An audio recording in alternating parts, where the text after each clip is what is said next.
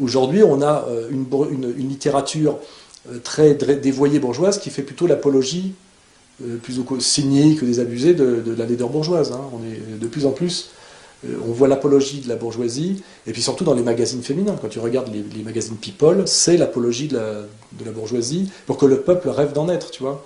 C'est-à-dire que la ménagère chez le coiffeur qui voit les élites dans le coin VIP, tu vois ce que je veux dire, et de dire mon rêve c'est dans le coin VIP, tu vois ce que je veux dire. Et là il y a un vrai travail de destruction de la conscience populaire, de cet esprit très sain qui a toujours été quand même de prendre la bourgeoisie pour ce qu'elle était, que tu vois dans les films même de Funès jusqu'aux années 60, tu vois. Le bourgeois est toujours montré comme le bourgeois, tu vois.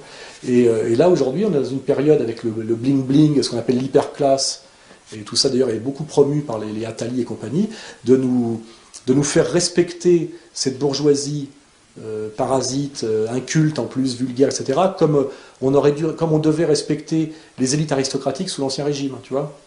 Tu vois, c'est la nouvelle noblesse. Enfin, c'est la nouvelle aristocratie, c'est une aristocratie sans noblesse devant laquelle nous devons nous prosterner, comme l'ancienne aristocratie de l'époque de la monarchie théocratique. Or, si à un moment donné, les gens se sont soumis à la noblesse, c'est parce qu'elle était réellement noble, tu vois. Et quand à un moment donné, la Révolution française est arrivée, c'est qu'elle remplissait plus les critères. Elle n'était plus que parasitaire, dévoyée, bourgeoise d'ailleurs dans ses valeurs.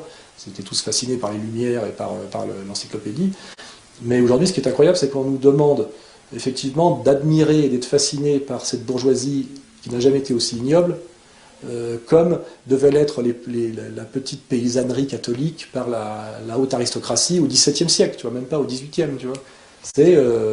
Il y a un vrai travail, tu vois, et tu as un désir de lutte, enfin de lutte contre, un désir de dire la vérité aux gens qui sont dehors, ça sert à rien d'y aller, ça n'a pas d'intérêt, un désir de châtiment sans doute, et surtout ouais, le sentiment que la vie est ailleurs. Tu vois, j'en ai beaucoup parlé avec Dieudonné de ça, il est exactement d'accord avec moi. Il m'a dit, à un moment donné, je préfère être un être digne et conscient de lui-même, tu vois, qui peut se regarder dans une glace, dans un petit théâtre avec 200 personnes, que faire le Zénith et terminer comme Jamel Debbouze, tu vois.